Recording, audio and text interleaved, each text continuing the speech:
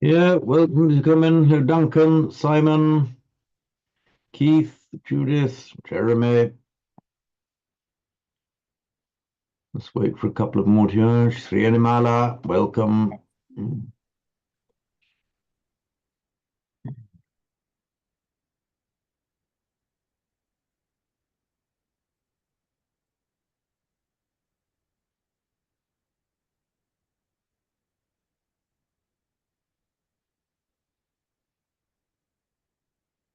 Very good. Welcome all. I think we see a new face. Sanyu Waimong, please tell us how to pronounce your esteemed name. Yes, I joined the class, I think Sanskrit class 2 years ago, and I didn't have time. And then Yes, yes. I want to restart again my Okay, well, very Sanskrit good. and Certainly. Pali lessons. Okay, welcome back. Welcome back. Thank you. Please let me know. By what name should I call you? But yes, you can call me Sanyu. Sanyu, Sanyu, Yes. Sanyu. Okay, very good. Got that. Sanyu. Okay, thank you, Sanyu. Here we are. Yes, hello. Welcome back, Judy. And I think somebody else just wanting to get in.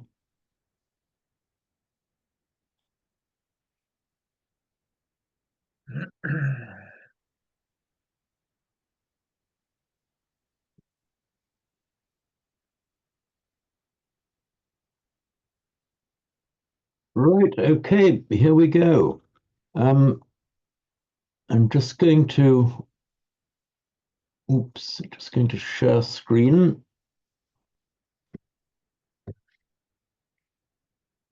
Yeah, hello, Fanny. Welcome. Just sharing screen now. And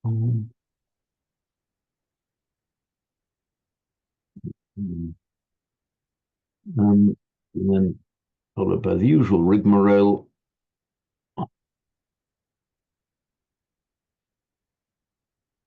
Good, you should have a shared screen now. Good, thank you.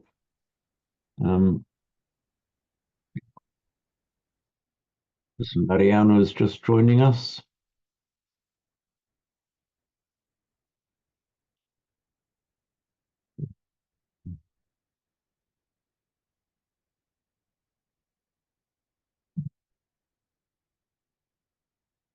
Yeah, welcome, Mariano.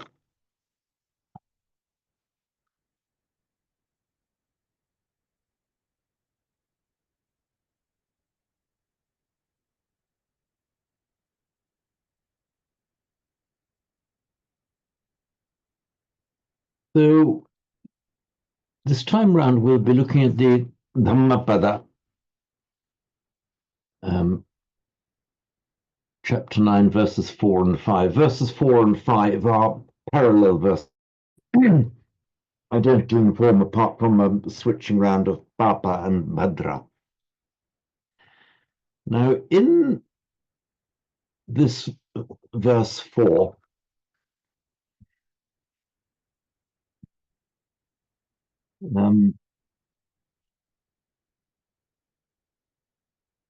I don't know how intentional it was. I mean, the person who wrote whoever composed the Dhammapada, maybe numerous different people, very, very attentive to language, but here we have a strange alliteration of the but, very frequent but sounds. So I'll just read it through and then we will deal with this in detail. So, so papo pipastati. So papo pipastati bhadram yava papanna pachyati yada cha pachyati papang atta papo papani pastati. I forget who it was many decades ago. An American president decided to, in an important public speech, I forget who it was and when, but he decided that it would increase the impact if he had a series of alliteration, and it just came out as very comical, actually. And was quite clever in his arrangement of the language, or his speechwriter was. But here we have a similar thing, There we are. So, papopi pastati bhadram. So, number papa is both an adjective and a neuter noun, and it functions as both equally. And in this verse, it has both functions. So here, the papo in the masculine singular form means the wicked person. So papo pi, even the wicked person, pasati bhadram, sees the good or experiences pleasant things. Pasati, the literal meaning, of course, is sees, but here it means experiences. In English, we'd say, good things happen even to the bad person. Literally, Bhadram, Pasati Bhadram, he sees the good. He experiences nice things happening to him. Yava, so long as. Yava.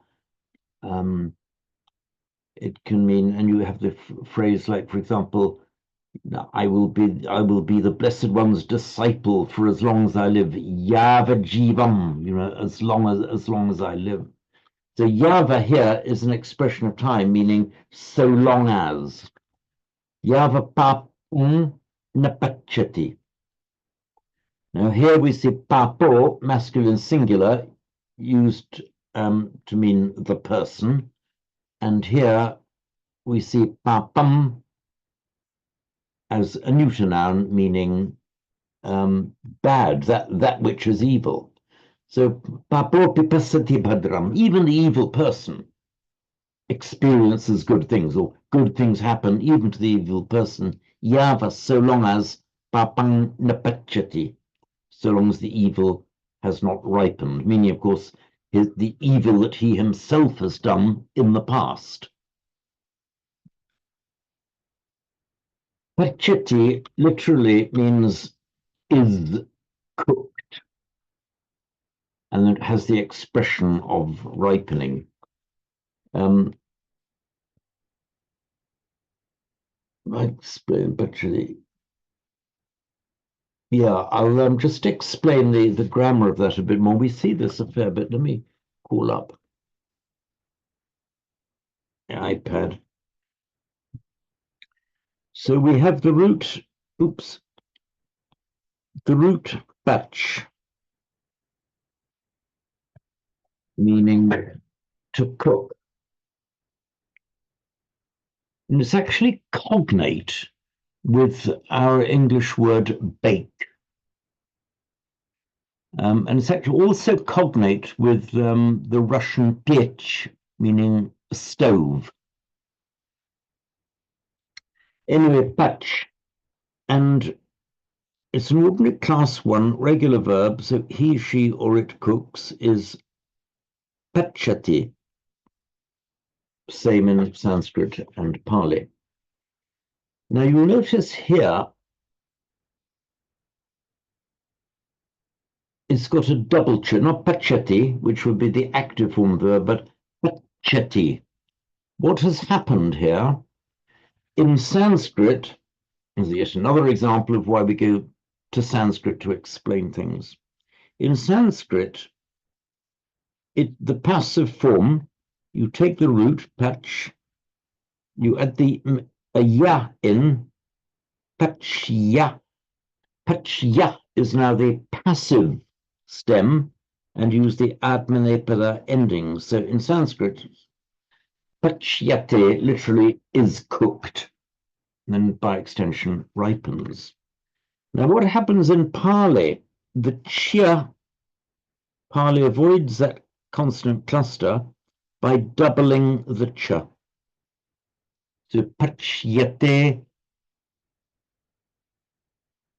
and Pali mostly does occasionally use them, but mostly avoids the atmanepada, the middle and passive endings, and uses the active endings instead. So pachyate Sanskrit then explains pachati in Pali.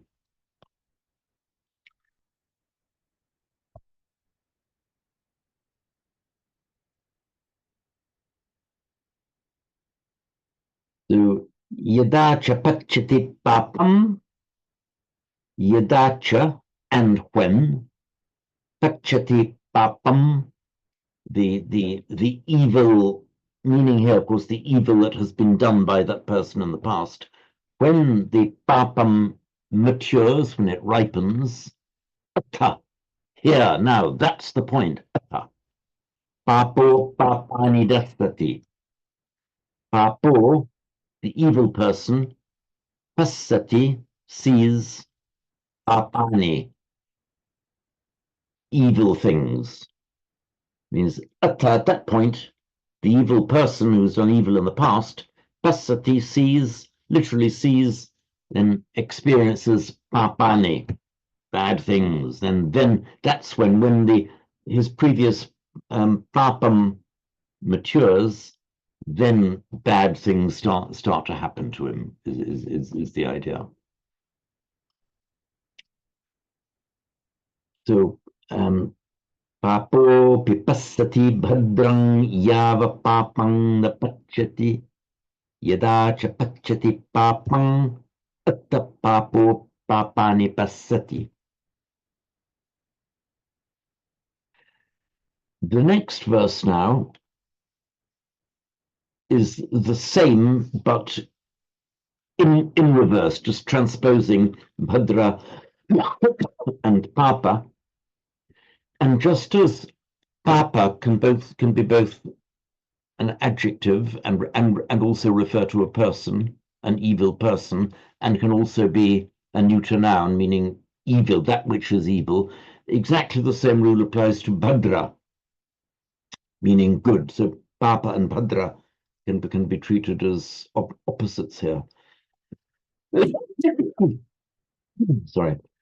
Now, as we know, mostly we do not get the consonant cluster dr in Pali. Just occasionally we do. It's a little bit anomalous. We would have expected to see, instead of bhadram, we would have expected to see bhaddang. In fact, you do also find bhaddang, but just you do occasionally find the original consonant cluster, like the dr, retained in Pali. Can I ask, would it be with an aspirated D, double D, and D aspirated, if it was, the normal way of behaving? No, it wouldn't. It would be an unaspirated. Unaspirated single, double, or? It would be an unaspirated double. So let me call it up here. So so we have Bhadra. We would have expected to see Bhadda. So when you get the consonant cluster here, you don't get an aspiration. The only time you do get an aspiration is when it's an S. Okay. It's the S that causes the aspiration. Let me give you an example here. So we have in Sanskrit, from the root as is, Sanskrit asti, cognate, it's with our English word is, the German ist, Latin est, modern Italian just asti. Now what happens here? We've got a consonant cluster, so we double the T, but because of the S, we aspirate it as well. That is why we get the aspiration there. But the aspiration is caused by the lost S. Okay. And it's only the S that has, also the sh and the sh, that have that effect. Thank you. Right. And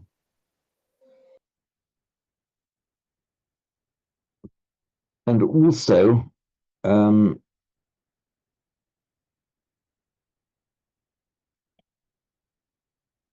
sometimes if there's a missing S, it makes a retroflex in Sanskrit as well. So we all know the word asti. We do all know the word asti, don't we? Yes. Okay. somebody who's suffering from a joint problem would have gone to an osteopath in Sanskrit, but we go to an osteopath in English. In fact, it's the same root. It means bone, and so asti in Sanskrit is the one that becomes ostis in Greek. So the osteopath is the doctor who deals with bones. So asti, what's the Italian for bone? Is an osso. Osso, right, you see. So this asti and ostis, osso in modern Italian, Hueso in Spanish, I think. Hueso. el hueso in Spanish, Yeah, and I think. that's right, los huesos, bones. The French mangle it up. I don't really French here, are they? French mangle it up as you just it's written with an OS. Anyway, asti becomes actually what happens in Pali. It makes it retroflex. So asti in Sanskrit, arti with a retroflex da arti in Pali.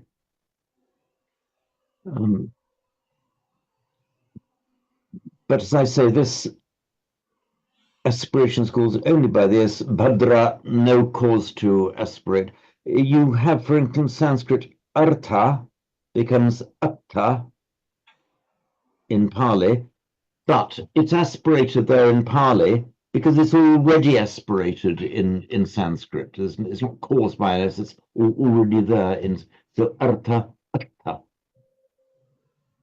Also, you see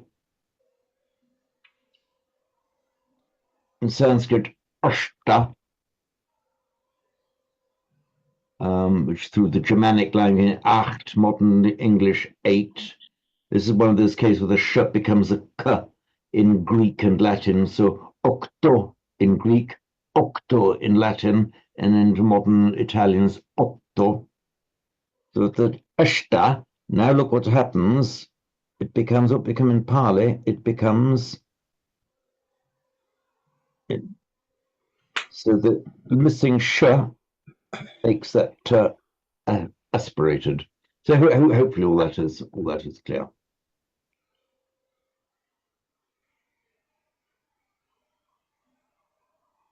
So bhadropi. Remember, the meaning of pi here means even, exactly the same as we'd say it in English. Even the good person experiences bad things. Yava bhadram napachati. So long as the good, meaning the good that he has done, does not mature. Yada chapachati bhadram atta bhadro bhadrani pasati. And when the good matures, atta, here or there, then at that point, bhadro bhadrani pasati. The good person sees means experiences the good things. James, Simon, please. this word badda, is it related to banda, which is like goods, as in things you own, stock? That's an entertaining notion. I hadn't actually thought of it that way. And my first reaction, I'm getting more and more wary of my first reactions. My first reaction is to say, no, I don't think it is. Let me just call up PTS. Go on, PTS. There we are.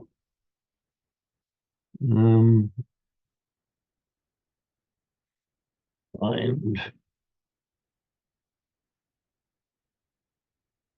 oops, so things.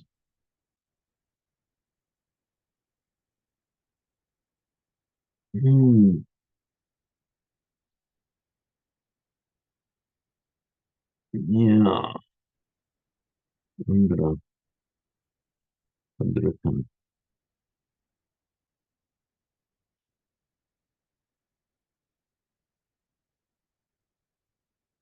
They've very recently done a re-edit of this dictionary. By very recently, in the last few minutes, the last few days or weeks.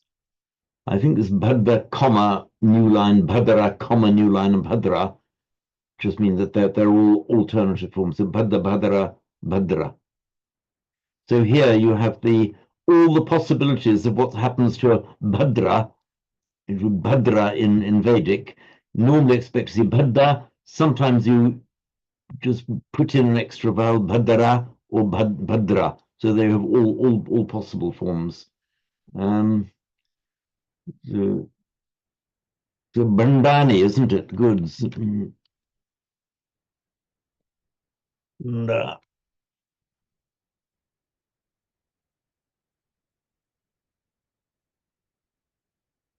I'm picking Bhanda.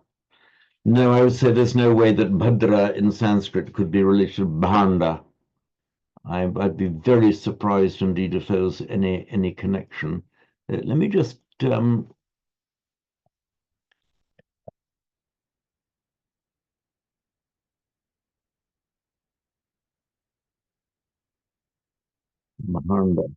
What's that all mean?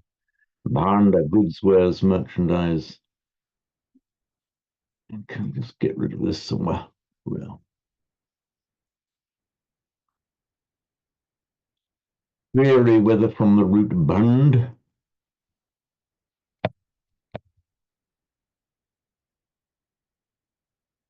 Derived to just no. Oh, hang on. Oh, look at that. Bhandati, to do an auspicious act. Sorry, James, are you sharing your screen? We've still got the verse for the Dhammapada.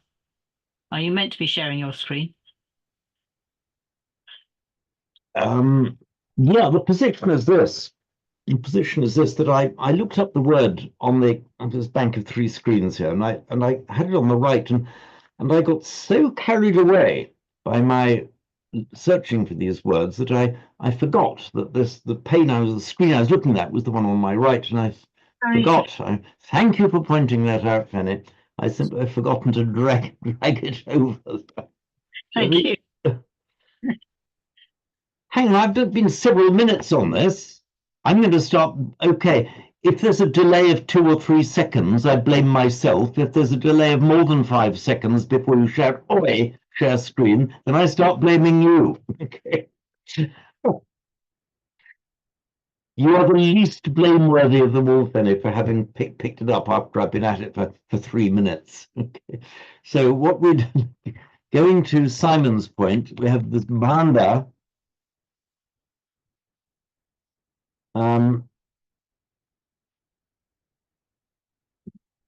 With various meanings, like so many sound, vessel, pot, dish, blah blah blah, and then bhanda, goods ware. That's the bhanda which we often find in Pali, and often in the plural actually, with a short bhandani, meaning goods or wares, merchandise.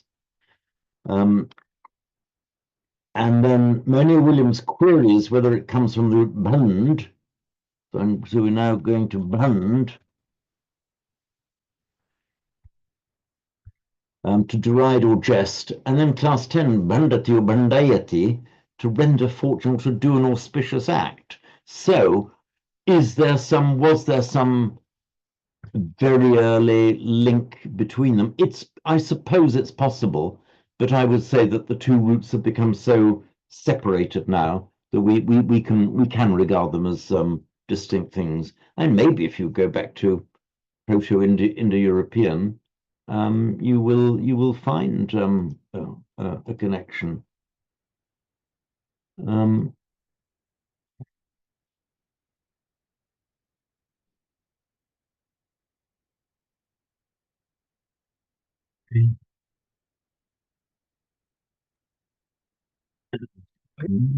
Tell from the PED because it's in such complicated dictionary speak, but is it saying there's a link with Bhante, the term of for a senior monk or the Buddha? That, yes, I mean the answer to that one is yes. It's also and I'm just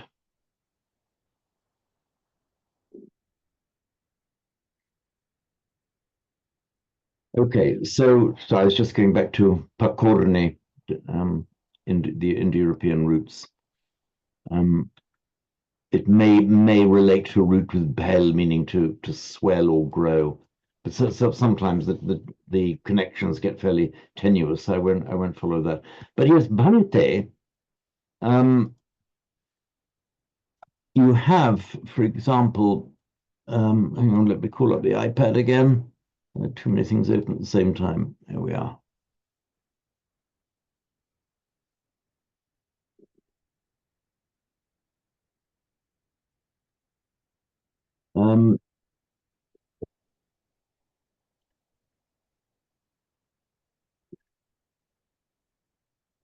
So we have Bhadra and the alternative form Bhadda. Bhadda.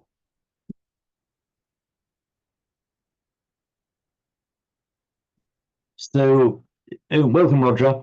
So if you look at the Australian greeting, good on ya, good on ya, Bobber, or however they say it in Australia, good on you is, let's take the neuter form, Bhaddan te, good on you, good to you,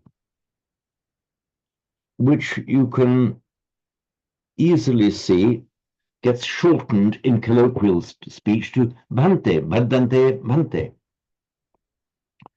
So then from being an expression meaning good on you, may good be to you, Bhadrante, it just then becomes a respectful form of address. Bhante or Bhante.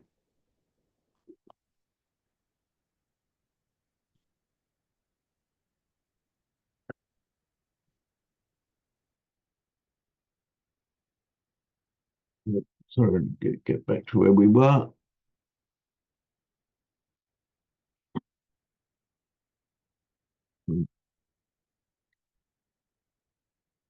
Jeremy, please come in. Yes, just in the Pali Society dictionary, I see pachati is given as a passive form of literally to be boiled, and then figuratively to be tormented or to suffer. And I was just trying to sort out how that fits in. Okay, that's one of the that is an extension of meaning. Let me just call up again. Call up the one that you're looking up Pachati. Passage of you see the way it's written here, pa space chat space e. Yes. You're not sharing your dictionary. Sorry, thank you. You were on the ball, more on the ball then. Go fast, thank you. Now it's gone funny. Sometimes this happens. I get does a quarter. I don't know why it does this.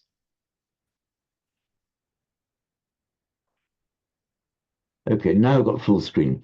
You see the way it's written. I don't know if it came up like that on your screen, Jeremy. Did it come up like that? Well, I got the highlighted where you got highlighted in orange. That's when I was searching for it. Okay. Now, do you see where I've highlighted in blue to put my cursor?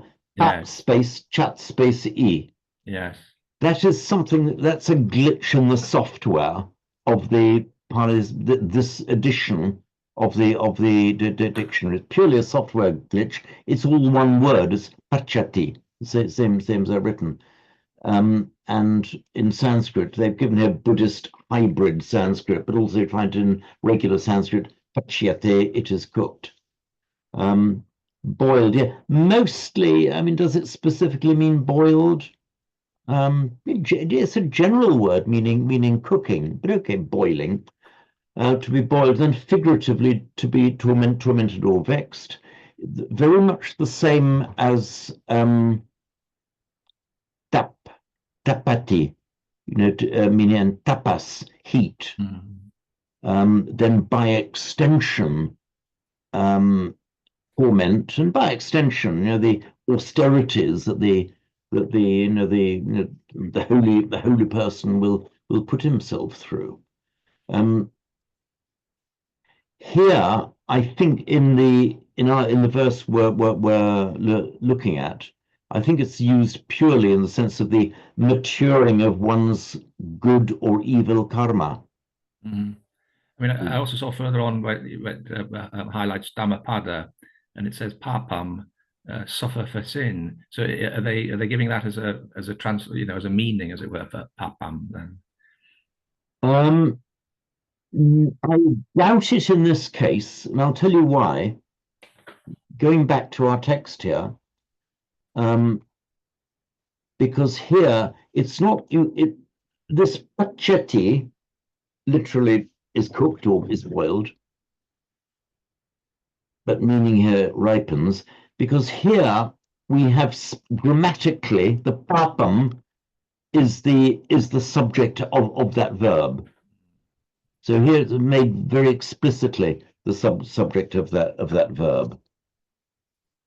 So the papa doesn't suffer, the papa causes the suffering to the person who's done it. But to go back to your point, Jeremy, I'm just going to call up.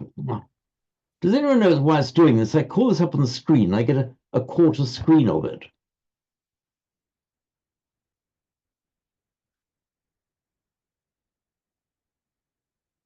There we are. Okay, I'm back again. Let me just look, for example, Dhammapada. I'm just going quickly to check Dhammapada 69, verse 69, which we did a while ago.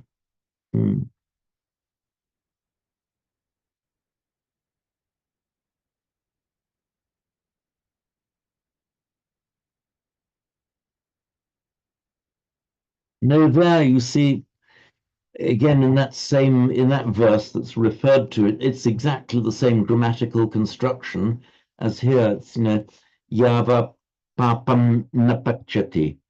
So if they say that in here, that in this verse it means suffer, then no, I don't think I can agree with that, because we've got very specifically, papam is the subject of the verb pachati.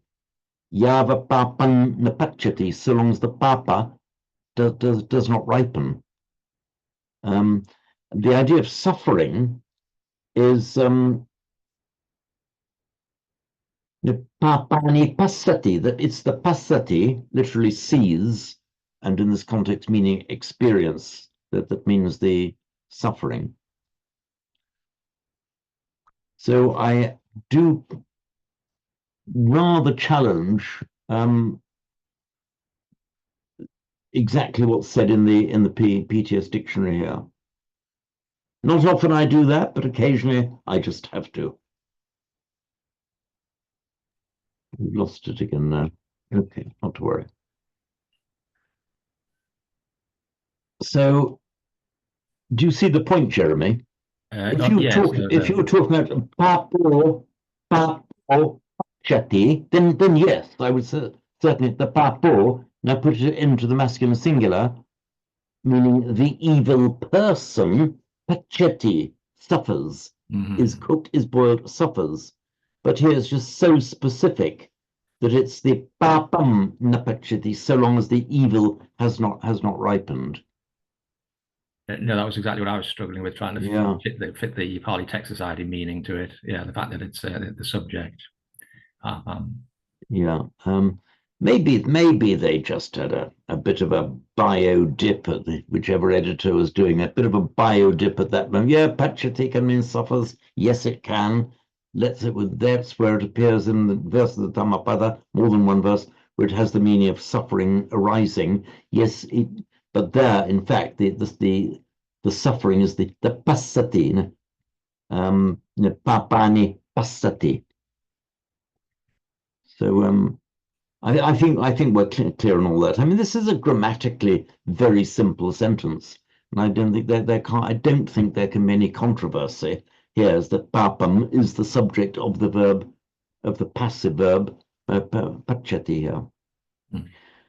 So I'll just read it through once more, and then we can take any questions or discussions on it. So, papo pipassati bhadrang yava papam napachati yada cha pachati papam atta papo papani passati. Now, this is, I'll ask you to read it. I have a few readings of that, and then the parallel verse immediately following. Simon, yes. Just to make the point that this is quite a rare way of putting it, isn't it? That papa is normally kind of about moral evil, wrongdoing, like wickedness. Yeah, it is. Yeah. Not normally turned around the other way, like you see papani, you see bad things.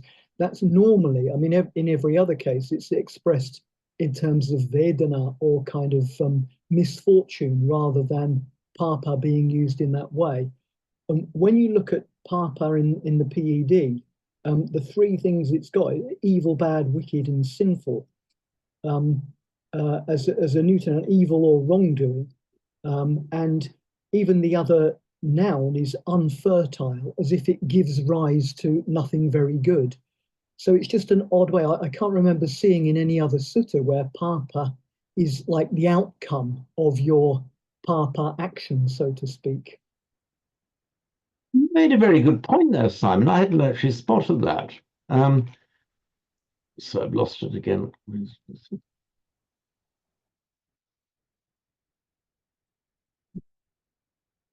I was even thinking at one point, because the version I've got on that little app that I sent you has got an alternative version. I don't know where it comes from, but that reads Atapapani Passati.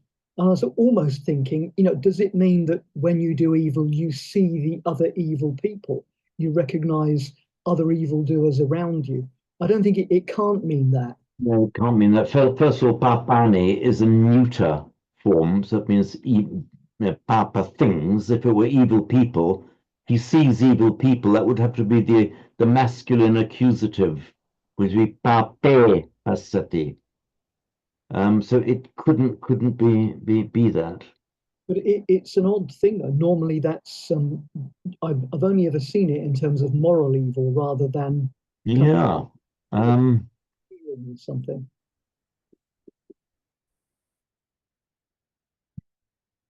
Do you know, it's a very interesting point. I hadn't spotted that. So if you do evil, and the idea is if you do a papam, then somehow you suffer for that deed. It's the karmic, the cause and effect, the karmic consequence of that volitional act.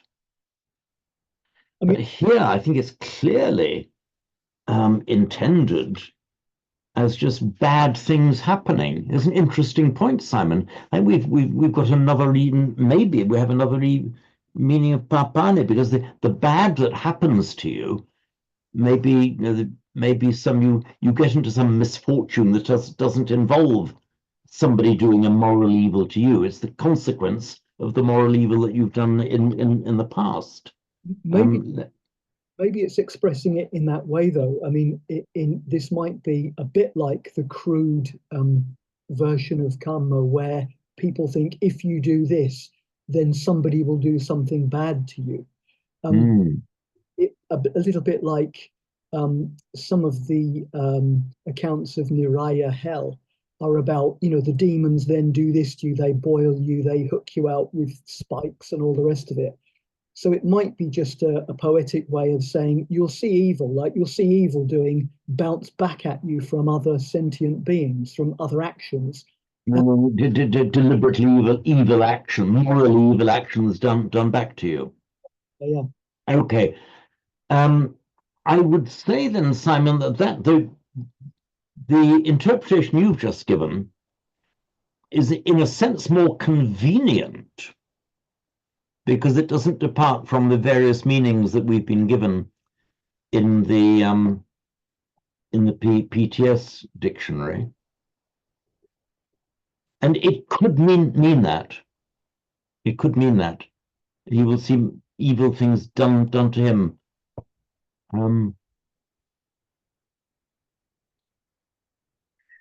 I hadn't spotted this naughty little problem here, Simon.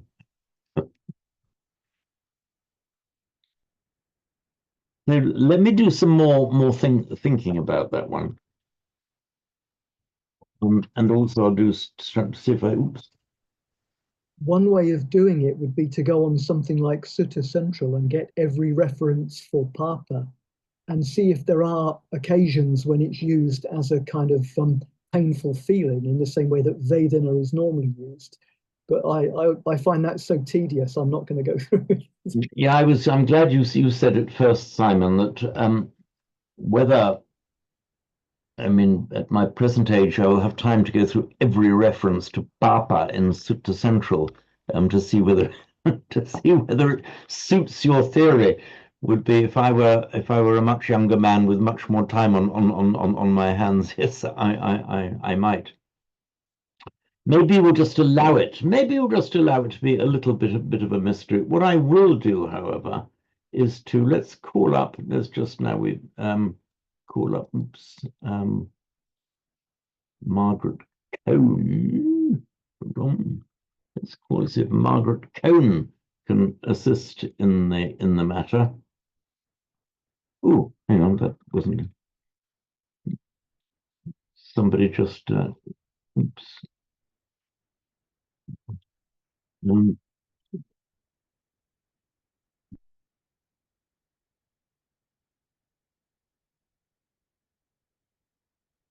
See,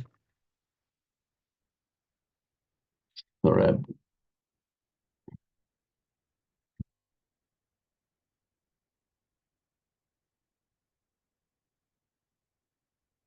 Papa. So papam, papa as feminine form. Okay, masculine, feminine, papa, papi, and neuter. That which is bad or moral. Okay. Oh, look, here we are on the very first line of Margaret Cohn's definition.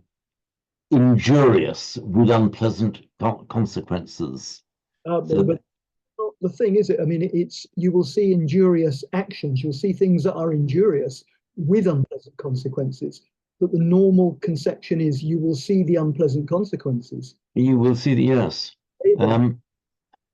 So I'm not quite sure I got your point there, Simon. Normally, I mean, okay, it's injurious, meaning it will harm somebody. Well, papa, we know that, and it will have unpleasant consequences. Yeah. But what it's saying, what we would want it to say normally, in accordance with other canonical expressions, is that you will have the unpleasant consequences, not that you'll have something that has the unpleasant consequences, if that makes sense. Yeah, I take your point. This is an interesting one. And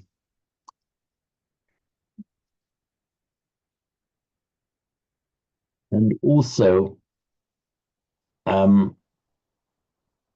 lawyers among us who also have Latin will know that the word we think of the word injury as just some physical harm. Actually, from the Latin, it's the same root as an injustice. Injuria means something wrongful has been done to you.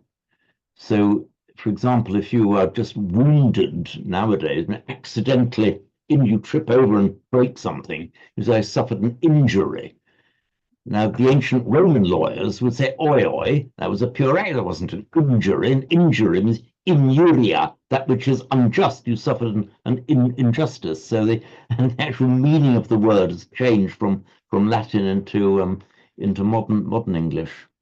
So whether Margaret Cohn had this kind of lawyer's Latin in mind when she wrote Injurious, I don't know, but I suspect not, because she's put in brackets with unpleasant consequences. If I can venture something there to Yes, to please, bring it Mariano. together, it is down to how we experience it. Yeah, the Vedana is unpleasant. Yeah. it is not so much concerned about whether there is an objective cause of it or whether it is our own perceptions, and sometimes it is both. Yeah, and in any case, that sharp divide between objective and subjective belongs to the conventional relative truth and not the ultimate one. So even when we perceive others doing harm to ourselves, actually, you know, so you could have, they are different layers or levels of perceiving things, and both of them can work depending on our state of mind. I shut up now and Well, no, that has been very welcome. Thank you, Mariano. So we've seen here that what seemed to be a rather simple word is actually, Jeremy, please. Yes, I've also just seen that, again, in the Pali Text Society Dictionary, they've got papachati as to be cooked or to become ripened. So passive of pa, chat, and e. Oh, right. Yeah, hang on. I've just lost my PTSD. So papachati, yeah, that would be, hang on, let me just check That's that. sort of falling under water, you know, beginning with water, papa, and then papachati, to be cooked, to become ripe.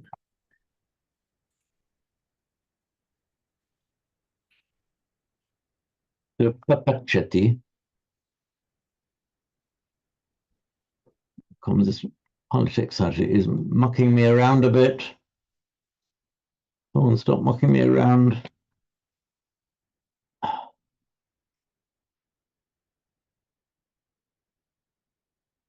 Papachati, to be cooked, to become.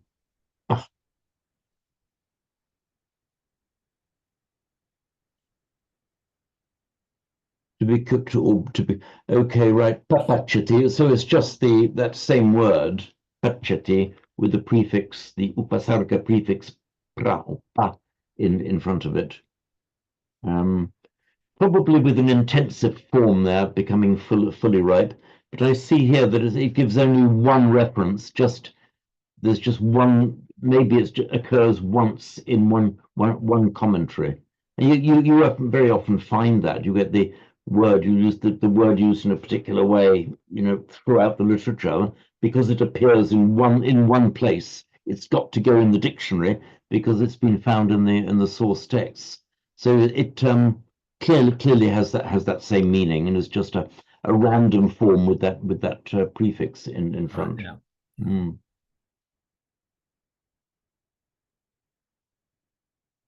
Right. Oops, so back to where we were. Let's minimize these.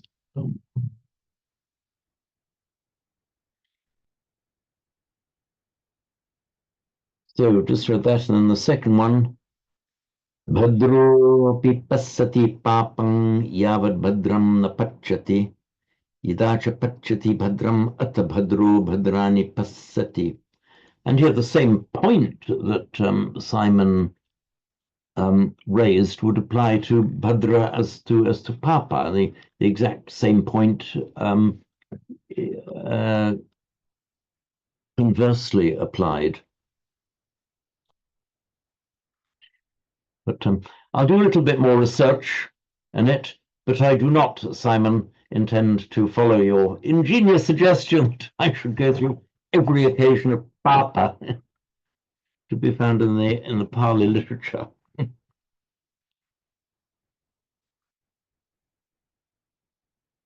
Unless you want me to kind of log off and report back to you in 5 years. But so we'll have some readings of that. But before we do a reading, does anybody have any further comments or queries? Judy, please. You're muted, Judy. There we are. Sorry, yeah. I'm just musing a bit on the word evil, because later on in a lot of later Buddhist literature, you come across in the teachings harmful, you know, harmful or harmless. And I'm just wondering about the roots of the word evil and why that word is used in this context. So why the English word evil is used, you mean? Yeah, the translation, yeah, into evil. Okay. Those of you who have got to know me well over the years will have heard me say many times more than once, be wary of translations. Translations used as a kind of broad aid to understand, but to say Papa means evil, well, absolutely not. Yeah. And one of the, I mean, evil is just one of the words that we can use as a guide word to what it means. For example, Papa is very often translated as a sin. As sin, right? Sin, as in using the pretty much Christian term, or Jewish, Christian, and Muslim term. But again, yeah, I can say, okay, look, that captures part of the picture, and that's within that same category of meaning. But on the other hand, I'm a bit wary of using the word simply because it's got so many resonances for people with a Jewish or Christian or Muslim background that it can be misleading. So among the Hindus, where they, you know, I don't know about all of them, but they might, that is a sin to do. It's sometimes I get the impression that it's, you know, sometimes quite close to the Christian meaning of sin, the peccatum. But this just highlights why what we're doing here. We aren't looking for the correct English word to translate. We are just exploring what the original means, and we're looking at the scope of meaning, the semantic range of the original. One of my, I'll be right back to you, Mariano. One of my favorite phrases from India is wherever you, I've told you this before, I'm sure that whenever somebody sees somebody else doing something that he doesn't like, he thinks is wrong, he says, well, you know, that is a great pap. So it's kind of anything wrongful or bad or not, there's always a moral sense to it. Yes. But anything kind of morally out of order in a broad sense. So evil and sin belong within that broad semantic range. But as they certainly don't, oh, it means evil. Well, no, it does. No, not quite that. Evil is one of the words that you can use in helping you to understand the range of Papa. Sorry, yes, Mariano, and then I'll be back to you, Jeremy. Yeah, I remember my teacher used to say that actually sin originally meant off the mark. Yeah, so unskillful, really. Yeah, so it would be more in tune with Buddhism. That's right. Yeah. Actually, that's the meaning of the Greek word amartia, which means missing the mark. Yeah. So yes. I don't know where she got her etymology. Maybe she made it up, but it was a good way of making it up. Well, no. In fact, if she was looking back to the Greek word, because the Greek word for sin, as used in the New Testament, is amartia. Yeah. Which actually originally etymologically meant missing the mark, because you were aiming to hit something with your spear or your arrow or with a stone or anything, and amartia, so you don't hit the target. But what is the etymology of sin, really? I don't know, actually. Ancient. Yeah, I'll try and look it up. Etymology. It is an interesting one. It is an interesting one. Goodness me, I heard the word so many times in the course of my Roman Catholic upbringing, but back in those days, I never thought to check the etymology of it. Yes, me too. Penny. I've just looked it up on Wiktionary, which I find very useful, and it actually says it comes from Proto-Germanic, Proto-Indo-European sonce or something. It actually means being true, implying a verdict of truly guilty. That's where the word, and it's compared to the Old English sooth, meaning true. So it means as it's come into English, it means you're truly guilty of whatever Oh, that's interesting. So it means find a truth, like a verdict, a truthful saying. But then you're guilty of a verdict, meaning you're guilty of the crime. Interesting point. What was the name of the work you consulted, Fanny? I'm not familiar with it. It's related to Wikipedia. It's called Wiktionary, like Okay, yeah, it's just spelled W-I-K, then T-I-O-N, yeah, Wiktionary, okay.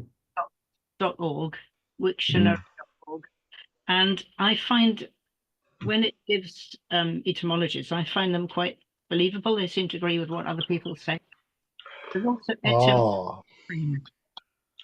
I got here something related to what you said, James. It says the word sin can be traced back to the ancient Greek word hamartia. Yes, yeah. So we seem to have different ideas about where it comes from, but yeah. Yeah, so and that's interesting. So the Greek hamartia and sin, although they're in modern times treated as the same, certainly in among Christians treated as the same, they actually have two completely different etymological origins. That's very interesting, Finney. I shall check. I've never come across the Wiktionary, but I don't think I've ever seen etymology. Not that I use it much. There's a thing, Etymonline, ETYMONLINE.com, and that seems to agree. Oh, the Etymonline is one that I often use. And that says, yes, you're truly guilty of whatever. Yeah. I'd be happy with hamartia. Yeah. Hamartia has more of a, more an understandable moral sense. Yeah. Failed to get it right, failed to follow the right. Sorry, Jeremy. And I'll be back to you, Mariano. Jeremy, you were about to say. Yes, it's just on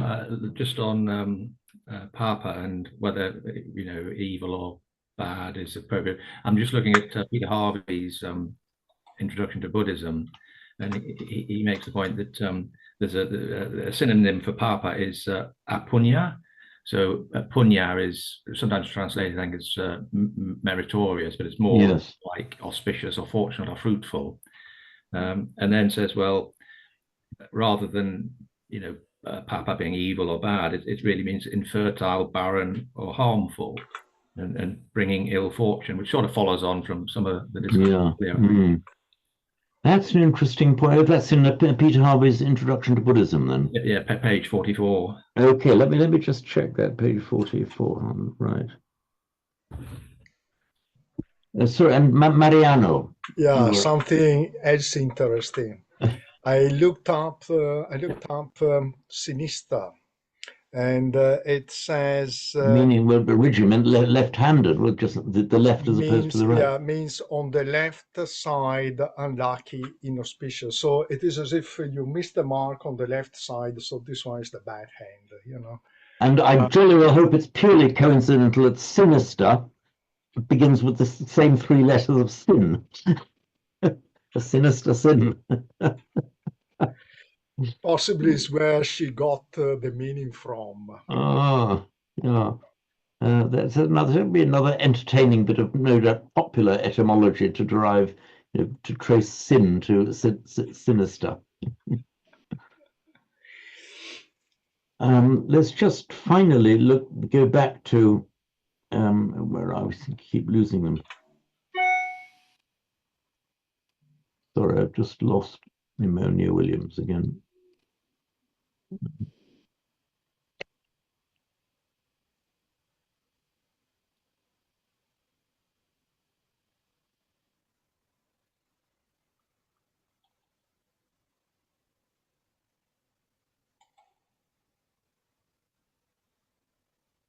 So I'm now just looking at Monia Williams here.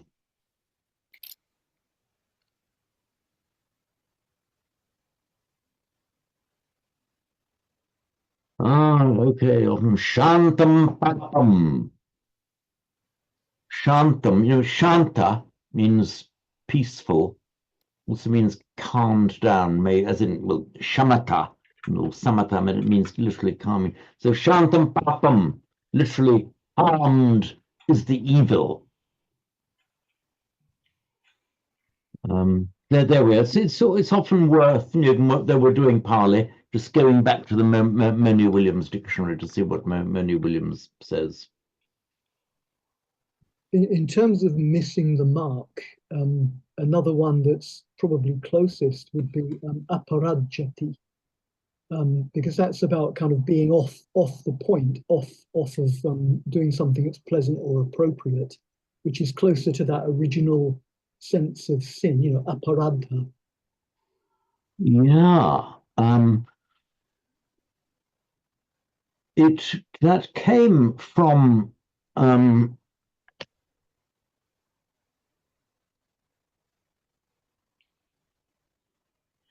I thought I'd done a note on it in my explanatory glossary, which is developing apace. I think you should all have a copy of my explanatory glossary. Maybe all except Sanyu, who's just joined. So, hang on, where am I? Rad's Peak, page. I know I've done a substantial note on Rad, or Rad.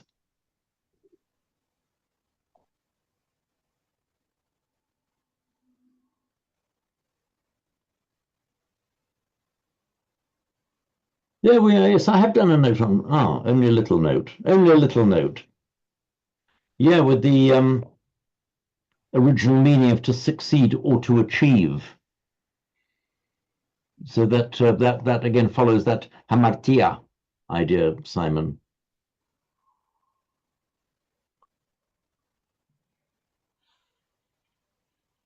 Slavonic rad,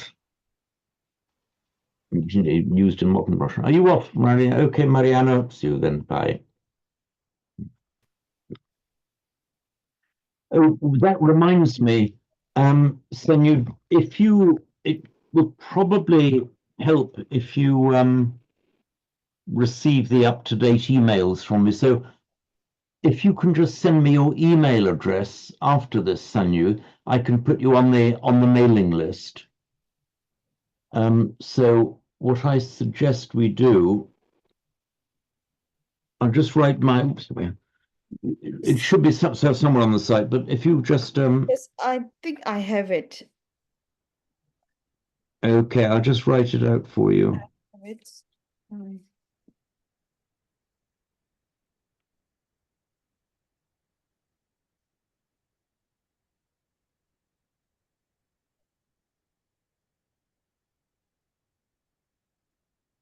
So if you just make a note, if you just drop me an email saying please add me to the mailing list, then I'll add you, and then that makes sure that you get the various up-to-date editions and texts and annotations that I do, as well as the weekly class update. It's just the same mailing list that everyone else in this group is on.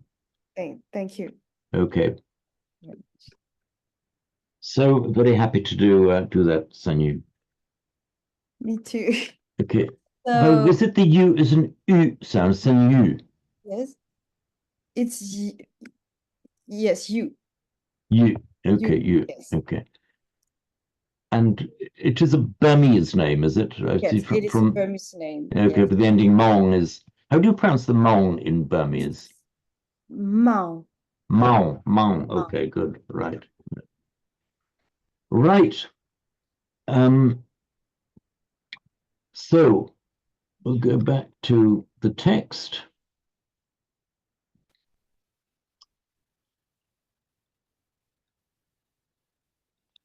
So we'll have a couple of a few recitations of this in the minutes we have left. So Simon, would you like to give us your first in the gallery?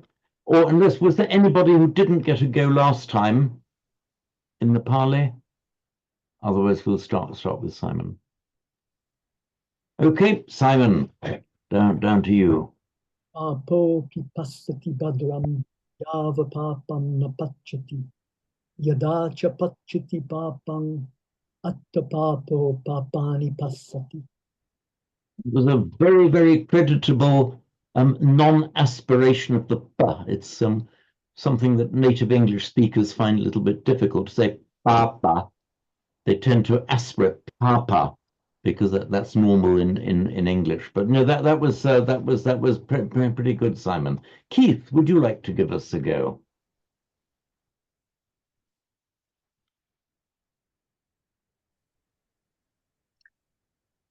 Papo pipasati badran yava papana pachati yadacha pachati papang atta papa papo papani pasati.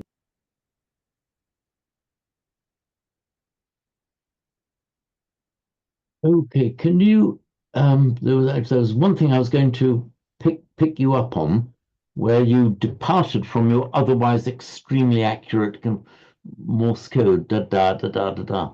So just read that first pada again. Papo pipastati badram.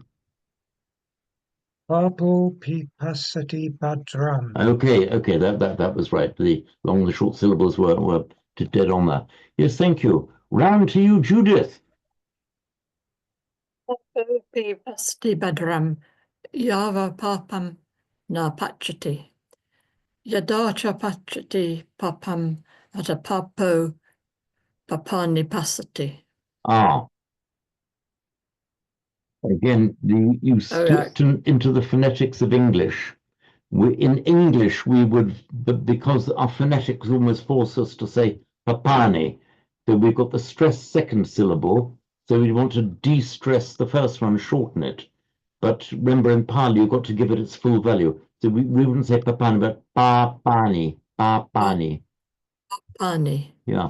So almost going to make an effort to emphasize that they're both long.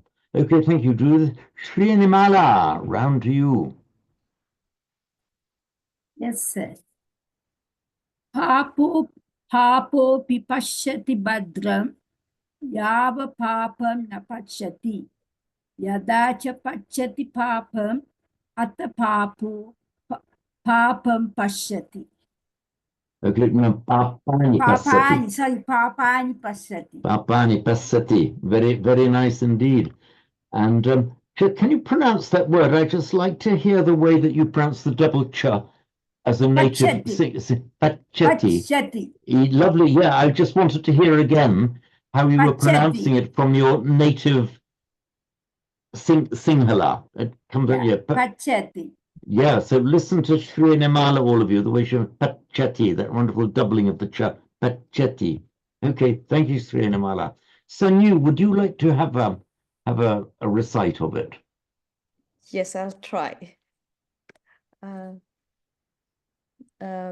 Papo pipasati badram java papam na pachati yada cha pachati papam atta papo papani pasati. Okay, very nice. Did you, by any chance, in your earlier life, recite these things like in a Burmese context, by any chance? In Burmese context, it's different. Maybe the monks. Yeah. In the individuals, but I don't know these verses. But some recital Burmese Buddhist way, it's not so much different. I'm somehow familiar with even though I never heard of those verses. Maybe the monks though who learn the different Dhammapada, etc. Right, because I heard as you pronounce, I thought, here's somebody who has something of a background of hearing this properly done, maybe properly recited or chanted. The way the sounds came out were very good and pure. The way you did them. So we often get the chance, all over the internet, to hear the Thais and the Sri Lankans chanting, But I love to hear. We'd get not so much opportunity to hear the the Burmese monks chanting as well. Okay, thank you then, Sanyu. So what we'll do then, let's now go on to the next verse, which as we've seen is identical but for the transposition of Bhadra and Papa. So Judy, it's round to you for the one beginning Bhadro. Bhadro pipasati papam yava bhadrang na pachati yadacha pachati bhadrang ata bhadro bhadrani pasati. Okay, right. Now you pronounce the double S with the passati very correctly, but do the same for the double ch of pachati. Pachati. Okay, excellent. Because remember, it sounds almost the same to us as native, or those of us who are native English speakers, that pachati and pachati, but with very distinct difference to the ear of the native speaker and the native Pali speaker, or those who are brought up listening to Pali. There's a very sharp distinction between them, pachati and pachati. Okay, thank you, Judy. That was good. Roger, we're round to you. Bhadro pipasati papam yava bhadram na pachati yadacha pachati bhadram atta bhadro padrani pasati. Okay, very good. Apart from one shortening of the there, remember the and so papam pasati papam. Just want to repeat pasati papam. Yeah. Pasati papam. Okay, excellent. That's exactly right. Good. Round to you, Finny. Try. Badropi passati papam yawa badram napachati. Yadacha pachati badram atta badro padrani passati. I can't do the b properly. Okay, don't worry too much about that. And I'll tell you why. Firstly, two reasons. The second is even better. Firstly, just as it's difficult for the native English speaker, a native Southern English speaker, to say, for instance, papa without we want to say papa. But in Yorkshire, they can do it. In Yorkshire, they can do the unaspirated initial pa. But even more difficult is to get the voiced aspirate, bha, da, dharma. Yeah. Now, the Thais, bless them, can't do it. So that's why you'll hear the Thais saying kamma. They can do an aspirated k, unvoiced, but the Thais can't do a the. However hard they try, bless them. A few of them can, but it's within their native phonetics. They can't do it. So you will hear Dhammang saranang gacchami, buddhang saranang. So they just it's alien to the phonetics of Thai. So provided that you're aware, you are aware of the distinction. Well, you obviously are because you raise the point. But don't worry too much about it. It is. I think when I started learning Hindi and Sanskrit and Pali nearly 60 years ago, this was one of the most difficult aspects of it for me. It took me quite a while before I got it right. The voiced aspirates, bha, dha, ga. So do not be downcast about it, Fenny. You are by no means alone, and you have the whole of Thailand with you as well.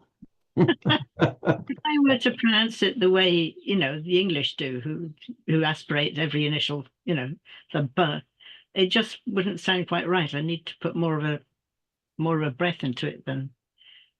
That's right. And the thing is, when we put more of a breath into it, we tend then to make the b into a.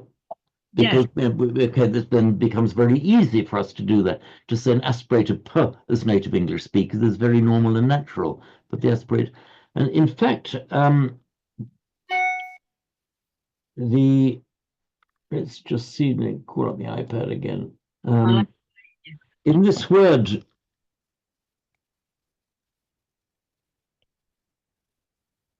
bhasha, which means language in Sanskrit, and in Pali, it's, as you'd expect, bhasa, because Pali doesn't have a sha. When this was taken over in Malay, the Malays were highly conscious that it had to be an aspirated bh. But the Malays equally were incapable, because of the phonetics of their own language, of pronouncing a bh. And that's why you get, they pronounce it Bahasa. So, for instance, Bahasa Melayu, for example, I think they pronounce it. So the Malays call their own language, the Melayu is their word for Malay, Bahasa Melayu. So they know that they've got to get the aspiration there. They can't do it properly, so they stick in that vowel ah there, and that's even how it's written now. So fear not, Fanny, we certainly aren't alone there. The Thais do it one way, the Malays do it another. Yeah, I've heard in people try to say yes, so I'll make a compromise of it. Thank you very much. Don't worry. And the most important thing is, that we're aware of the distinction, because, as we know, the b and the bh in the native tongue, they're two totally different sounds. Just as, for example, a native English speaker wouldn't confuse thanks with thanks. They're two completely different sounds for us, and we wouldn't confuse them. They're equally different for the native speakers of the northern Indian languages, Hindi, Marathi, Gujarati, and so on. Okay, finally to you, Jeremy, and then we'll wind up the session. Sorry, let me call up the. Oops, where's my screen? Here we are. Badropi passati apam yava badram napachati yada cha pachati badram ata badro badrani passati.